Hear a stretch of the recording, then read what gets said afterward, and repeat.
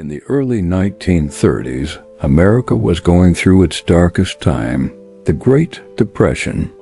People were losing their jobs, their homes, and their hope. But out of this dust and despair, two names became famous across the country. They were young, they were in love, and they were deadly.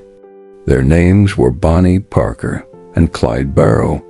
Asterisk, before the guns and the runaways, Bonnie Parker was just a smart, petite girl from Texas, born in 1910. She was a great student who loved writing poetry and dreaming of a bigger life.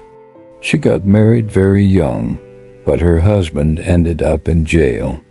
Bonnie was left alone, working as a waitress, bored and waiting for something exciting to happen. Asterisk, Clyde Barrow grew up very differently. Born into a very poor farming family, Clyde hated poverty. Instead of working on the farm, he turned to small crimes. He started by stealing turkeys and eventually moved on to stealing cars and cracking safes. By the time he was a young man, Clyde was already known to the police. Asterisk, in January 1930, fate brought them together.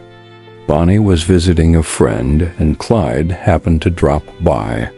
It was love at first sight. Bonnie was attracted to Clyde's dangerous charm, and Clyde was taken by her beauty and loyalty. From that moment on, they were inseparable. Asterisk, their romance was quickly interrupted when Clyde was sent to prison. But Bonnie smuggled a gun into the jail, helping him escape. Though he was caught again, he was later released in 1932. Once Clyde was free, the couple hit the road. Along with a few friends and family members, they formed the Barrow Gang and began a massive crime spree. Asterisk, the newspapers made them look like glamorous heroes, fighting against the rich banks. But the reality was much darker. Bonnie and Clyde mostly robbed small gas stations, grocery stores, and rural banks.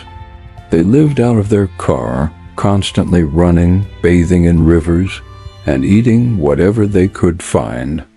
And tragically, they left a trail of violence, killing at least 13 people, including several police officers. Asterisk, by 1934, the public had grown tired of the killings. The government hired a famous retired Texas Ranger named Frank Hammer to hunt them down. Hammer studied their movements, figured out their driving patterns, and patiently waited for the perfect moment to strike. The net was finally closing in on the famous outlaws. Asterisk, on the morning of May 23, 1934, Bonnie and Clyde were driving down a quiet country road in Louisiana. They saw a friend's truck parked by the road and slowed down to help. It was a trap. A group of police officers, led by Frank Hammer, were hiding in the bushes. Without warning, the officers opened fire, shooting over 100 rounds into the car.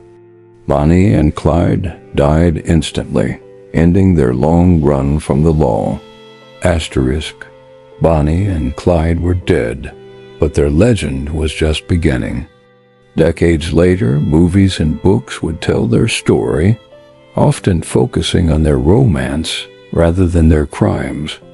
They remain a symbol of rebellion and tragic love, two kids from Texas who decided to take on the world, but paid the ultimate price. Thank you for watching. Don't forget to like, subscribe, and let us know which historical story you want to hear next.